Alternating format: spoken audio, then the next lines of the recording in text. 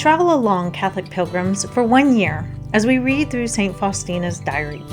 Join me, Amy Thomas, each day for a short reading out of the diary which brought us a deeper understanding of Christ's divine mercy. Welcome, Catholic pilgrims, to day 127 of our readings from St. Faustina's diary. So today we are going to hear about how Sister Faustina wants the superior to relate to the sisters of this new congregation. And I think it's a good look at what true leadership actually is. So that's what we are going to be talking about. Our readings today look short, but number 568 is a little longer, so that's why we're only reading 2 numbers today. So that will be from Notebook 2, numbers 568 through 569. Relationship of the superior to the sisters. The superior should be distinguished by humility and love toward each sister without exception. She must not let herself be led by likes and dislikes, but by the Spirit of Christ alone.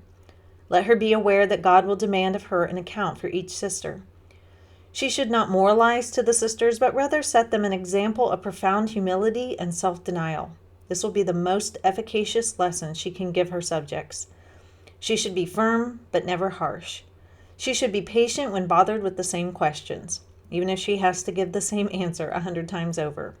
She should do so with equanimity. Let her strive to anticipate the sisters' needs rather than wait till they ask for this or that, for people vary in disposition.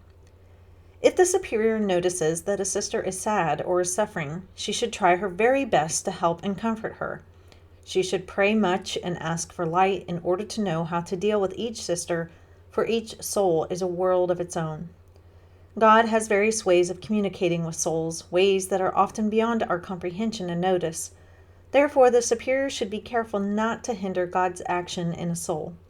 She should never reprimand a sister when irritated. Rather, reprimands should always be seasoned with encouragement. The person is to be helped to recognize and acknowledge her error, but she should not be crushed. The superior should be outstanding for a love for her sisters which shows itself in actions. She should take upon herself all burdens so as to ease the burdens of the sisters.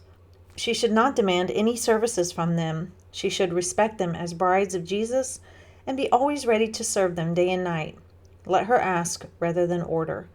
Her heart should be open to the sufferings of the sisters, and she herself should look closely at and learn from the open book, namely, Jesus crucified. Let her pray fervently for light, especially when she has some important dealing with a sister. She should be on her guard lest she interfere with the sisters' consciences, for only a priest has this grace. But it may happen that a sister may feel the necessity to pour out her soul to the superior, in which case the superior may listen to this outpouring, but she is bound to secrecy, as nothing hurts a person so much as to have something she has said in confidence or in secret talked about with others. Women usually have weak heads in this respect. It is rarely that one finds a woman with a man's mind. The superior should strive for deep union with God, and God will govern through her. The most holy mother will be the superior of the convent, and we shall be her faithful daughters. December 15th, 1935. From early morning today, a strange power has been pushing me to action, not giving me a moment's peace. A strange ardor has been lit in my heart, urging me to action, and I cannot stop it. This is a secret martyrdom known only to God, but let him do with me as he pleases. My heart is ready for anything. O Jesus, my dearest Master, do not abandon me, not even for a moment. Jesus, you know well how weak I am myself. That is why I know that it is my weakness that forces you to be with me constantly.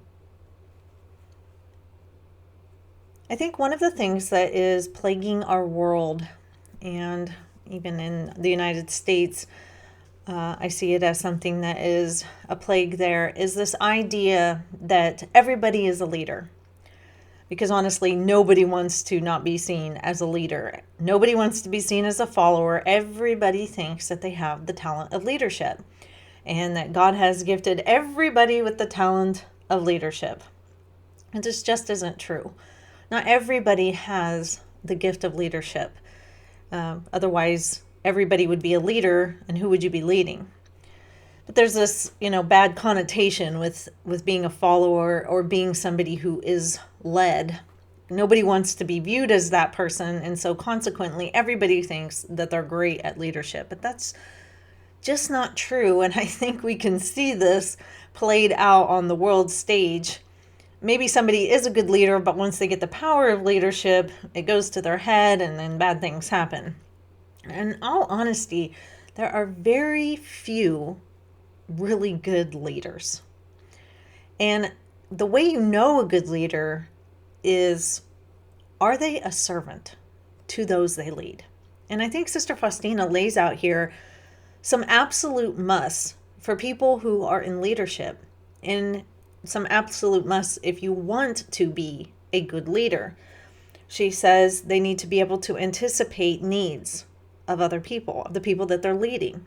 They have to have profound humility and self-denial. They don't need to pontificate morals, but they need to be an example of a moral life. They need to recognize and acknowledge when people have erred, but not crush them and try to just stamp out their spirit if they have erred. You need to teach them how to correct that mistake, but do so in such a way that it maintains their dignity. She says they need to have a love for their sisters, so any leader needs to have a love for the people that they serve, and it has to be shown through action.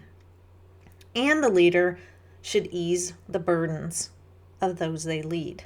And there's so much more in here, keeping secrets, not going around and talking behind people's backs is the sign of a good leader. And we just honestly don't see a lot of this in our day and age. My husband is in the military, and he's had precious few good leaders. So often I notice that they're just out for themselves, out to get awards, out to make themselves look better, out to get promoted, and they don't really take care of their people.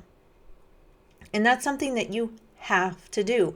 A good leader is willing to step back from the spotlight and let the people that they lead shine.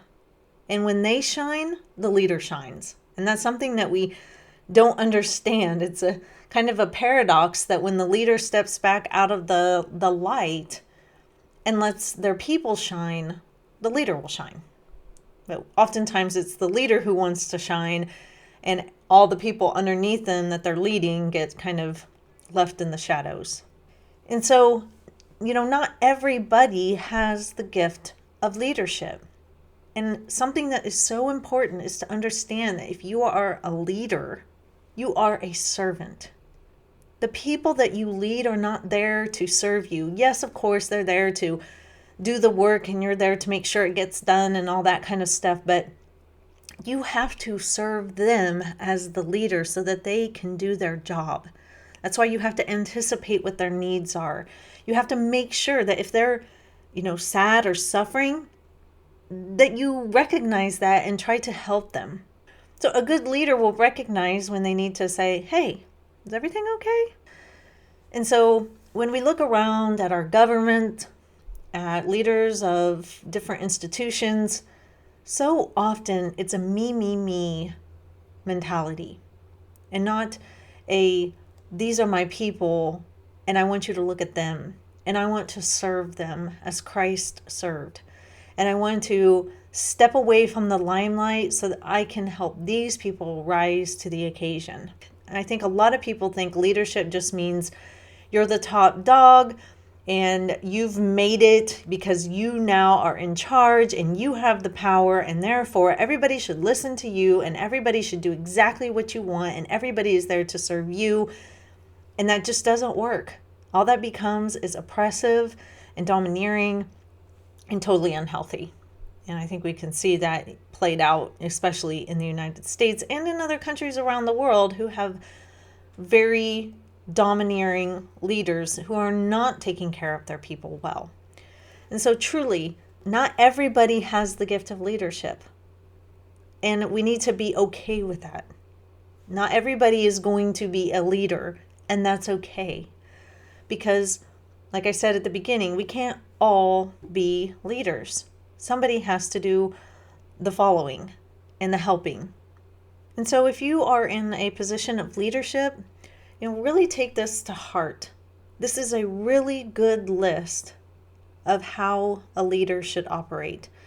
And I wish this was taught more. I wish people understood that more, because I think if people understood that this is what leadership, true leadership, looks like, maybe not so many people would be clamoring for it, because it's not supposed to be glamorous and it's not supposed to be all about you. It's supposed to be about the people that you serve. So that is all for today, Catholic Pilgrims. I will see you back here for day 128. And until then, live the faith boldly and travel well.